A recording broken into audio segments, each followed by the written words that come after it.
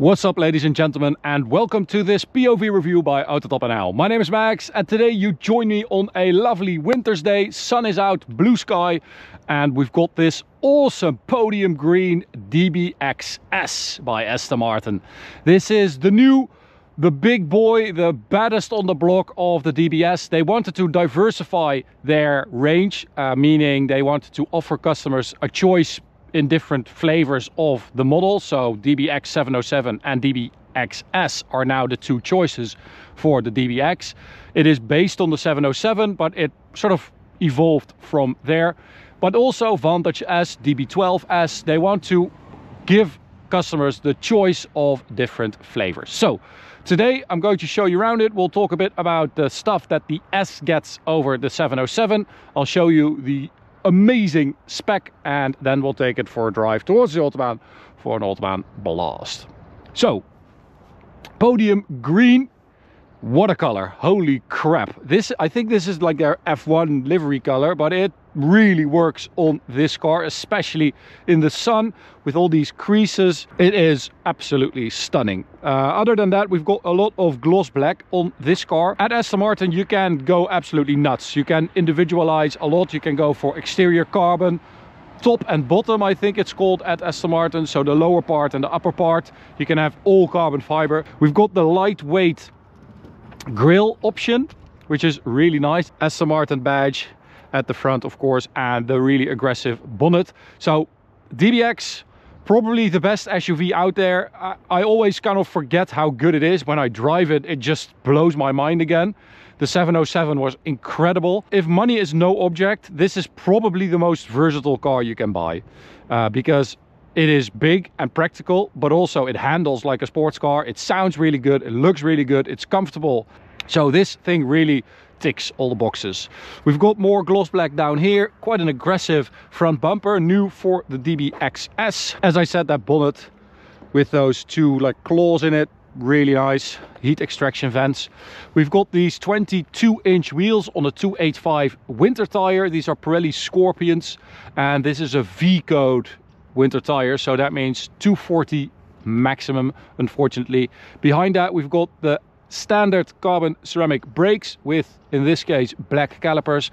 We've got 3-chamber air suspension, 48-volt active roll stabilization, and as an option you can also get a 23-inch forged wheel or even a 23-inch magnesium wheel, and the latter actually saves 19 kilos of unsprung weight on this car, which is kind of nuts. Another really cool option is this carbon fiber roof, which saves another 18 kilos, and this of course is a lot of weight up top, so you really want to get rid of that as soon as possible. And it is actually the biggest single piece of carbon fiber fitted to an Aston Martin. 3 square meters of carbon fiber there on the roof, super nice.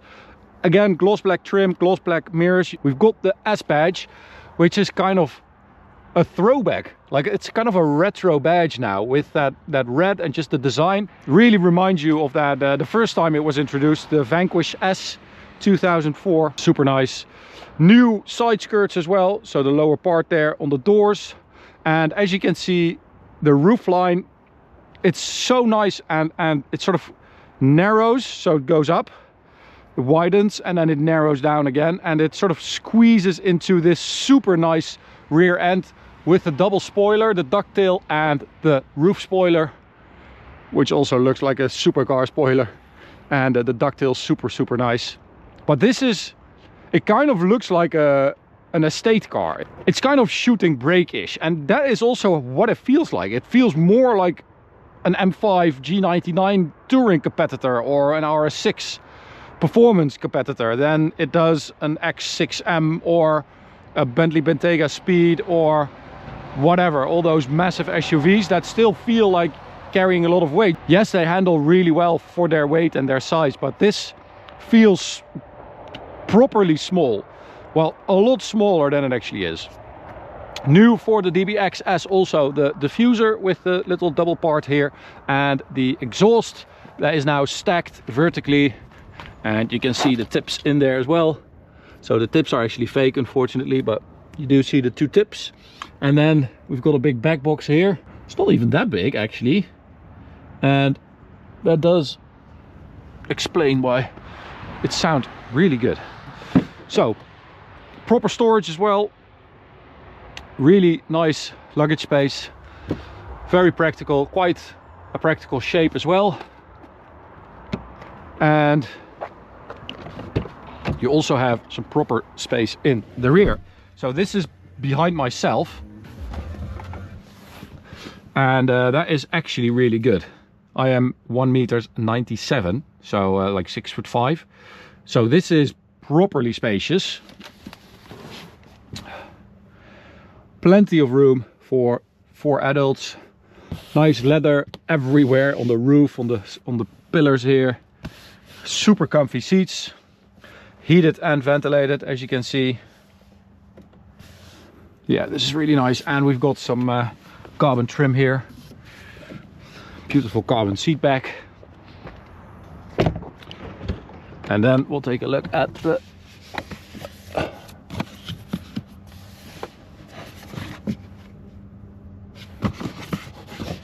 fuck?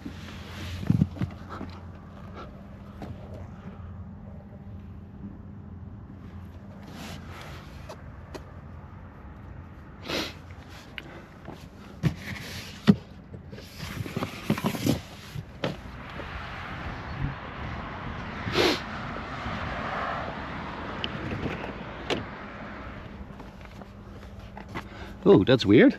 It's on this side. They didn't change it for the left-hand drive version. All right, so the engine, which is the 4-liter V8 twin turbocharged from AMG, but in Aston Martin spec, DBX S, hand built in Great Britain. Final inspection by Mr. Rick Jones. What's up, Ricky? Slicky Rick, thank you so much for inspecting it. This thing is working well, so good job. It has new turbos compared to the 707, so we've got the turbos from the Aston Martin Valhalla, and that means that you've got a bigger compressor wheel and more power at the top of the rev range. 727 horsepower instead of 707, obviously, for the 707. And then we've got 900 Newton meters, which is the same. It's an aluminium bonded chassis, and with those lightweight options I just showed you, so the wheels and the carbon roof, it weighs 2198 kilos, which a few years ago we would have said it's a big boy. Now we're saying it's a featherweight. This thing weighs less than an M5 by 300 kilos. That is pretty damn insane. That also explains why it handles so well. Let's check out the interior, where we've got even more leather and carbon. So again, you can go absolutely nuts. This one has been specced with this black leather everywhere. The leather is super nice and soft. Beautiful seats as well with the logos. The S logo, the Aston Martin logo. Nice dash with some carbon trim. We've got the infotainment, which used to be like all Mercedes, but it's a different version now, and I quite like this one. It is not the most extensive one, but it actually has everything you need. So you've got your driving modes, your telemetry, assistance settings, your light settings, vehicle, stuff like that. And then shortcuts on the left here. You've got shortcut bar on the top. So this is all pretty good. Wireless charging pad down there. Beautiful steering wheel with a little bit of carbon fiber and carbon fiber pedals. We've got the digital dials, but at least it's just a regular analog dial. So let's start it up. In GT mode. Oh, listen to that.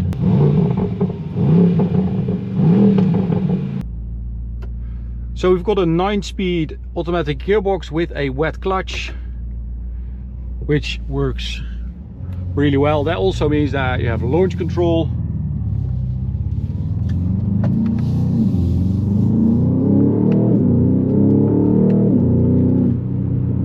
And it also means that you've got really quick shifts.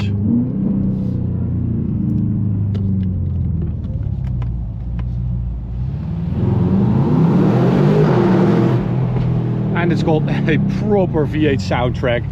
It really does.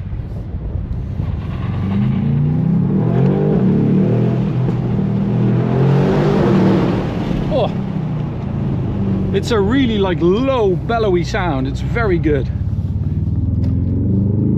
So we've got all-wheel drive, of course. It sends, well, it likes to send 100% of the power to the rear. It does send 100% of the power to the rear in Sport Plus mode, as long as you know, it can get it to the ground. It will send power to the rear. That's basically it. In GT mode, it's like 47-53, I think, and then Sport Plus, it's rear wheel drive biased, and it will slide, especially on these winter tires. You can feel the balance of the car is really good, and when you start pushing the weight a little bit, you can feel that rear end really likes to slide. As I said, you also have that 48-volt anti-roll control, which means that it corners super flat and it doesn't squat down as much on launch control. So show you guys launch control as well. Traction control off. There we go. So 0 to 100, 3.3 seconds, which is pretty insane.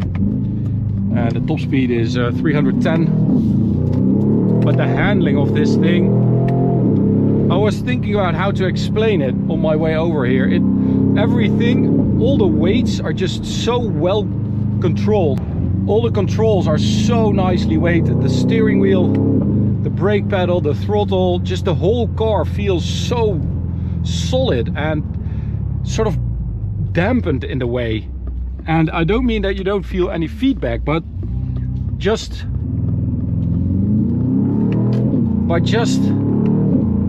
it feels well engineered and expensive, and it's a really good feeling. I like that. Oh man, it's quick as well. It's very torquey, and those turbos, they really come into their own at the higher rev range. That's when you really feel the difference compared to the 707. It just keeps pulling. The 707 is not a slow car by any means, but just that is where you feel it most. Let's hit the Autobahn. As I said, we've got winter tires limited to 240, unfortunately. But again, that handling, seriously, this thing has no ride handling this well. It's ridiculous. Onto the Autobahn.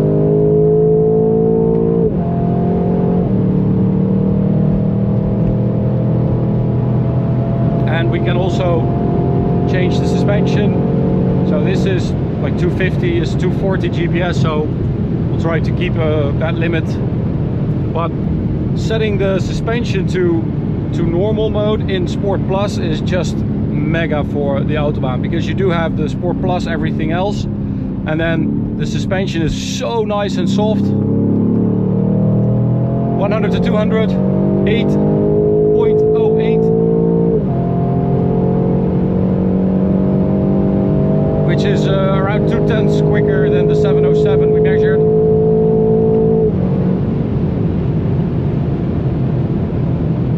But this thing is, honestly, I really mean what I said at the beginning. I think this is the best SUV you can buy. It might even be one of the best cars, just period, you can buy. I know it's a lot of money, and that kind of means that you can't really say that, because of course it's going to be good if it's this expensive.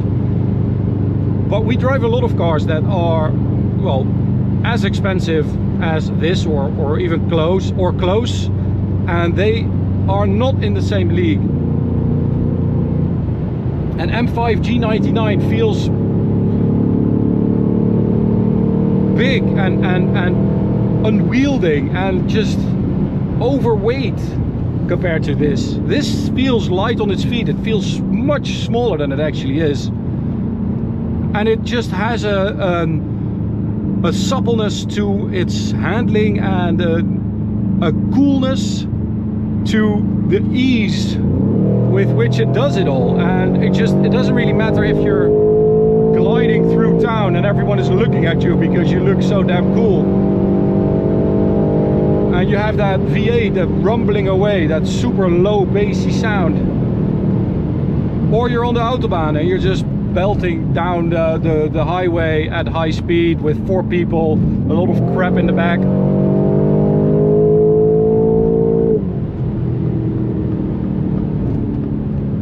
It is so versatile and it is so good at everything. That is why I feel like this is just one of the best cars. Definitely one of the best cars I've driven this year. But also just the weight transfer there. In that corner, on the brakes, I turn into that corner and you could just feel that rear lightening up. But the car just it's so good at handling its weight.